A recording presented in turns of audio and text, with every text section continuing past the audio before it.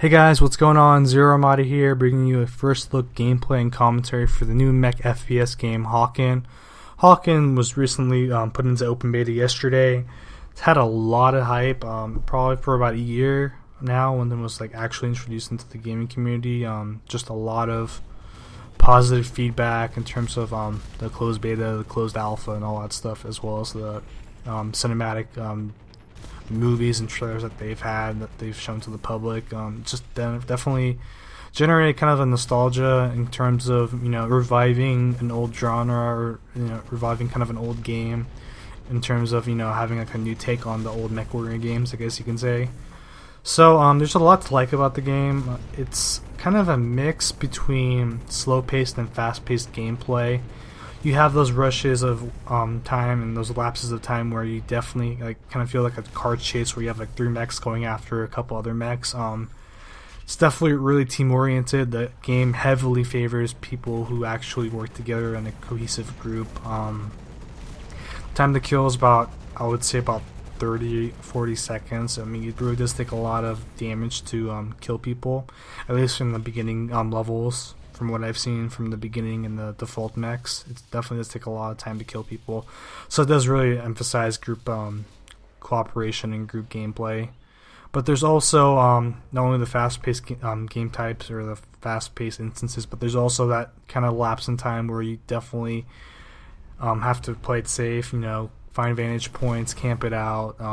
You have an option to use a healing droid, which will heal you over, I think, about 20 or so seconds it takes to heal you completely. So also that kind of added hit and run benefit, or the hit and run mechanic to the gameplay.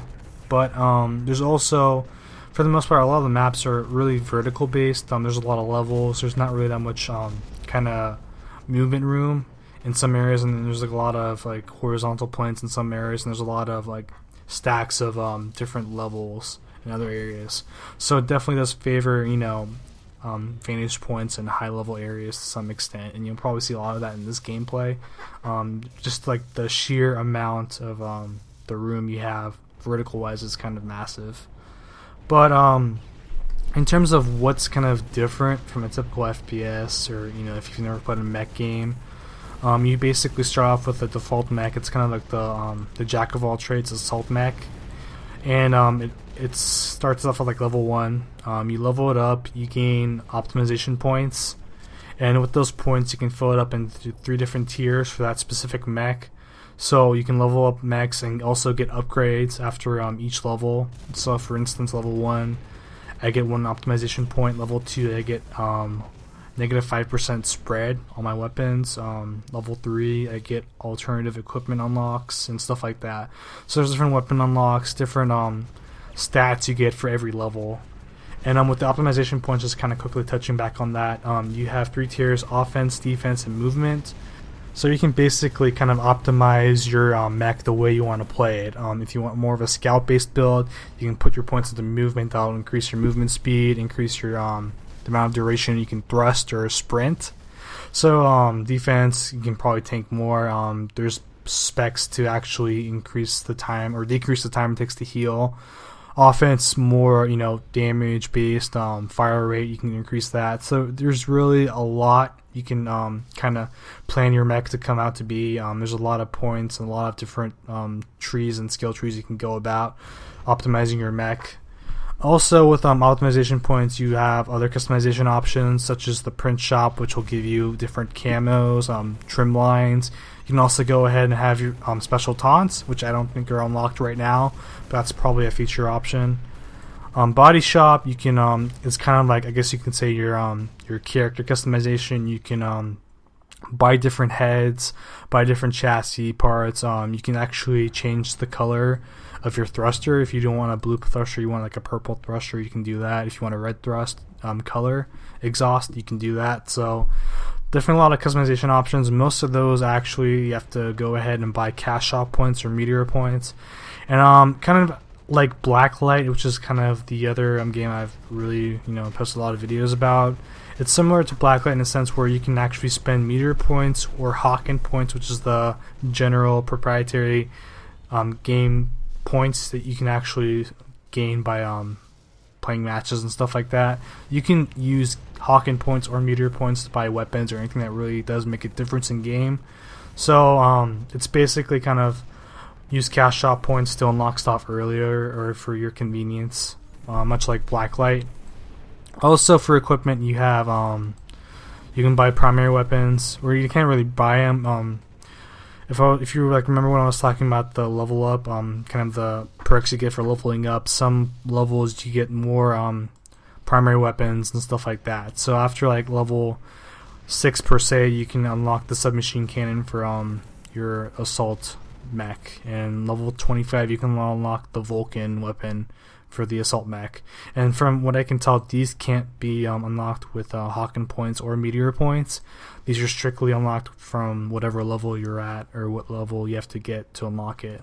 Other stuff, you can kind of customize your mech.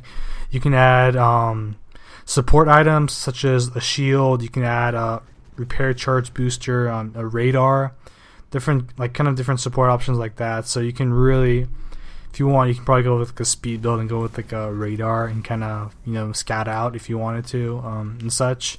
You probably want to go with the repair charge, which will increase the repair duration or the time it takes to repair your mech fully.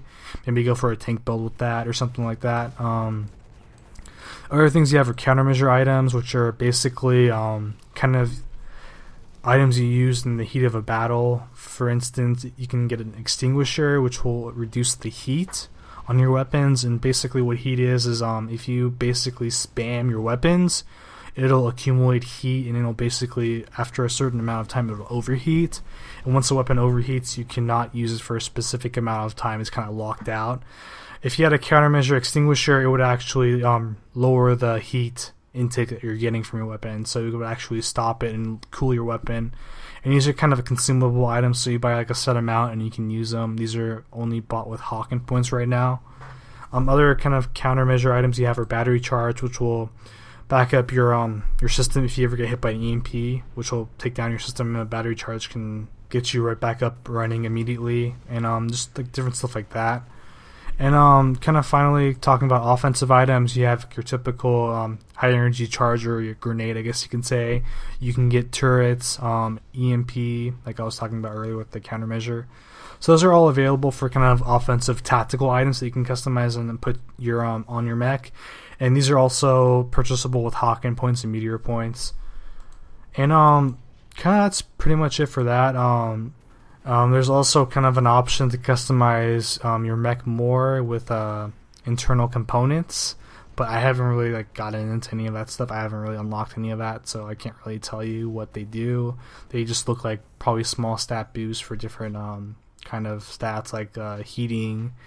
Some parts can reduce heating with the radiators and stuff like that. So there's different customization, and more customization you can find from the actual components inside your mech, which are also customizable, and they look like you can get those with meteor points and Hawken points as well. In terms of actual my impression of the game from my standpoint, definitely do like it a lot.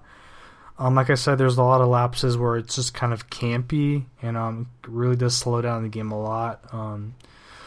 It does require a lot of teamwork, like I said, so that's really good if you like playing in groups. Definitely you would have a blast with it. I really don't recommend, I don't think there's even an option to play in a group, but if you really have to kind of set yourself forward, take initiative with your team, and just make sure that they're all grouped up together and they're covering each other's backs, because from what I see, either you're wrecking the other team or they're wrecking you, because they're all grouping up against yourself, which is kind of scary. So definitely take safety in numbers, I guess you can say. But I don't really like the overheating that much. Definitely does prevent the spamming. They definitely did tune it up, because it was a lot worse in beta, I felt, and a lot of people felt that the overheating was really bad in beta. They definitely did tune it up, but I'm guessing as you progress your weapons, as you progress your components, that it's not going to be that much of a big deal. And just the amount of customization is really cool. Not only do you have the optimization points, which kind of act as your skill points, I guess you can say, but you have all sorts of things you can customize with the actual mech in terms of how it looks. some of the inner parts as well as the weapons. So it does encourage that a lot. I'm just kind of like just making a mech the way you want it to look, the way you want it to feel, the way you want it to play. But kind of the downside to that is you got to put in a lot of time, because you can spend a lot of time on one mech, but that's just for that one mech. So all your skill points and stuff like that, all your weapons are only relative to that specific mech. It takes a long time to accumulate Hawken points too. So definitely does encourage you to spend some money on it, because I've probably played about, I want to say like 20 games, and I have less than about 600, 700 Hawken points, and about a new mech cost you about $6,000. So you're looking into about like 100, 150 games if you really want to buy a relatively new like mech. So that probably varies from points and how you do in games and stuff like that. But you definitely have to put in a lot of time if you want to get some of the parts, if you want to buy some of the new mechs. And that's probably similar to any other FPS game you play that's free to play. So that's just a caveat with playing a free to play FPS game. You got to put in a lot of time. You got to be dedicated if you really want to get some of the cool stuff, or you can just pay a bunch of money and buy it and unlock it immediately. But that's pretty much it for the first look. Definitely recommend you guys go try it out. It's a great game. I haven't really had any issues in terms of bugs or slowdowns or any poor optimization. So if you have a relatively new computer, you should be able to run it fine. I mean, if you have like a 4-year-old computer, you can probably run it on low settings, I want to say. But yeah, that's pretty much it. If you have any questions, or if you want to see any more Hawken gameplay, let me know in the comments down below. And thanks for watching as always, guys. Much appreciated.